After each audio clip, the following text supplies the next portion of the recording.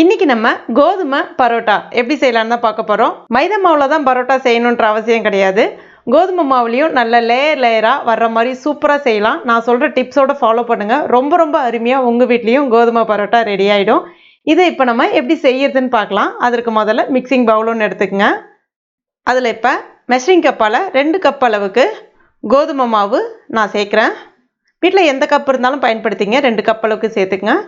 கூடவே தேவையான அளவுக்கு உப்பு சேர்த்துக்குங்க. வேறு எதுவும் இதில் சேர்க்க வேண்டாம். நல்லா ஒரு தடவை கலந்து விட்டுட்டு நார்மல் பச்சை தண்ணி இருக்கு இல்லையா, அதை சேர்த்துட்டு நம்ம எப்பயும் போல் சப்பாத்தி மாவுலாம் பிசைவோம் இல்லையா, அந்த மாதிரி பிசைஞ்சு எடுத்துக்கலாம். இப்போ பாருங்கள், நல்லா பிசைஞ்சு எடுத்துட்டேன். இப்போ இது மேலே கொஞ்சமாக எண்ணெய் தடவிட்டு மூடி வச்சிடலாம். ஒரு 10 நிமிஷம் போல் இருக்கட்டும். ரொம்ப நேரம் ஊறணுன்ற அவசியம் கிடையாது. இப்போ ஒரு 10 நிமிஷம் ஆயிடுச்சு.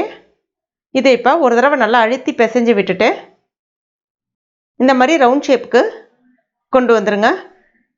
இப்போ இதை நம்ம சப்பாத்திலாம் போடும்போது ஒரு மீடியம் சைஸ் பால் எடுப்போம். அதே மாதிரி டபுளாக இருக்கிற மாதிரி பார்த்துங்க. அப்போ தான் நல்லா உங்களுக்கு லேயர் கிடைக்கும். கொஞ்சம் பெருசாகவும் கிடைக்கும் பரோட்டா. இதில் வந்து பார்த்தீங்கன்னா நமக்கு கிட்டத்தட்ட ஒரு 7 பரோட்டா அளவுக்கு கிடைக்கும். இப்போ இந்த மாவை எடுத்துகிட்டு உள்ளுக்குள்ளே ஒரு 4 தடவை இந்த மாதிரி இப்படி ஃபோல்ட் பண்ணிவிட்டு ஜஸ்ட் மாவை இப்படி மேல் பக்கமாக வச்சு அப்படியே லைட்டாக மேலாவே ஒரு உருட்டிக்குங்க. உருட்டிட்டு அதே மாதிரி எல்லாத்தையும் உருட்டி எடுத்துக்கலாம். அடுத்ததாக எப்பயும் போல் நம்ம மாவு லைட்டாக தூவிட்டு அதுக்கப்புறமா சப்பாத்தி விரிப்போம் இல்லையா, அதே மாதிரி விரிச்சிக்கலாம். ஆனால் நல்ல மெலிசாக, உங்களால் எந்த அளவுக்கு மெலிசாக விரிக்க முடியுமோ அந்த அளவுக்கு மெலிசாக விரிச்சிக்கங்க. இப்போ இது மேலே நெய் இல்லைன்னா எண்ணெய். இப்போ 2 மெத்தட் பார்க்கலாம். ஃபஸ்ட்டு மெத்தட் என்னன்னு பார்க்கலாம். இப்போ இது மேலே லைட்டாக நெய், கொஞ்சமாக நெய் தடவிட்டு அங்கிருந்து ஜஸ்ட் 2ஆக வர்ற மாதிரி இப்படி மடக்கி விட்டுருங்க. அடுத்ததாக அது மேலே கொஞ்சமாக நெய் தடவிட்டு மறுபடியும் இதை இந்த மாதிரி ஃபோல்ட் பண்ணிங்க. இப்போ இதை இந்த பக்கம் இப்படி திருப்பி போட்டுட்டு மறுபடியும் கொஞ்சம் நெய் இல்லைன்னா எண்ணெய் தடவிட்டு இதே மாதிரி நம்ம பாயெலாம் மடக்குவோம் இல்லையா, அந்த மாதிரி லைட்டாக இப்படி ஒன்று மேலே ஒன்று வச்சு மடக்கிட்டு மேலே வச்சுருங்க. ஜஸ்ட் ரவுண்ட் ஷேப்பில் அழகாக கொண்டு வந்துட்டு கையால் லைட்டாக அழகாக இப்படி எல்லாத்தையும் ஒன்றோட ஒன்று பண்ணிக்கங்க. இது மேலே நம்ம அந்த சப்பாத்தி உருட்டுற கட்டையை வச்சு கூட ஊற்றிக்கலாம், இல்லைனா நம்மளுடைய உள்ளங்கையை வச்சு கூட ஊற்றிக்கலாம். ஊற்றி எடுத்துக்கங்க.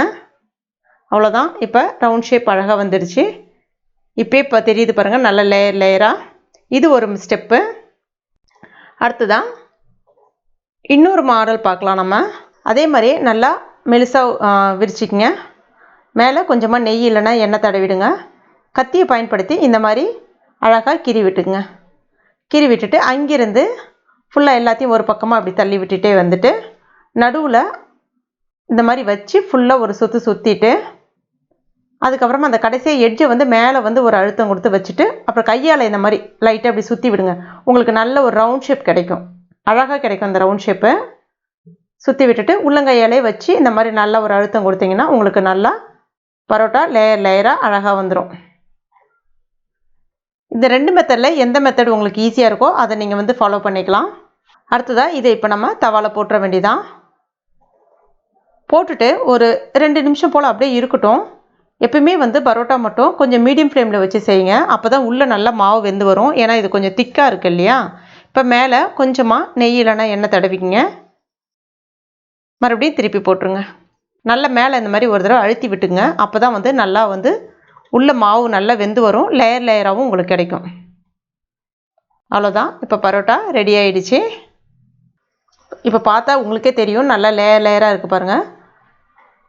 இதே மாதிரி ஒரு 2 பரோட்டா அந்த மாதிரி சேர்த்து போட்டுட்டு லைட்டாக இந்த மாதிரி வச்சு அழுத்தி விடுங்க. ரொம்ப அதிகமாக அழுத்தாதீங்க. லைட்டாக இந்த மாதிரி வச்சு அழுத்தி விட்டிங்கனாலே இப்போ பாருங்கள் எப்படி இருக்குது பாருங்கள். ஃபுல்லாக அழகாக லேயராக வந்துருக்கு பாருங்கள். ரொம்ப அருமையாக இருக்குது பாருங்கள். இதுக்கு வந்து ஒரு எம்டி சால்னா சூப்பராக இருக்கும். இல்லைனா வந்து நான்வெஜ் சால்னா கூட ரொம்ப அருமையாக இருக்கும். 2மே நம்ம சேனலில் இருக்குது, ஆல்ரெடி இருக்குது. நீங்கள் எது வேணாலும் நீங்கள் ட்ரை பண்ணலாம். கண்டிப்பாக நீங்கள் ட்ரை பண்ணி பாருங்கள். ட்ரை பண்ணிவிட்டு மறக்காமல் எனக்கு கமெண்ட் பண்ணுங்கள். இந்த வீடியோ பிடிச்சிருந்தா லைக் பண்ணுங்கள். உங்கள் நண்பர்கள் மற்றும் ஃபேமிலி மெம்பர்ஸ் கூடயும் மறக்காமல் ஷேர் பண்ணிங்க. மேலும் இது போன்ற டேஸ்டி ரெசிபிகளுக்கு நம்ம டுடே சமையல் இது வரைக்கும் நீங்கள் சப்ஸ்கிரைப் பண்ணாத நண்பர்களாக இருந்தீங்கன்னா உடனே சப்ஸ்கிரைப் பண்ணிங்க. கூடவே மறக்காமல் அந்த பெல் நோட்டிஃபிகேஷன் சிம்பிளையும் ப்ரெஸ் பண்ணிங்க. தேங்க்யூ.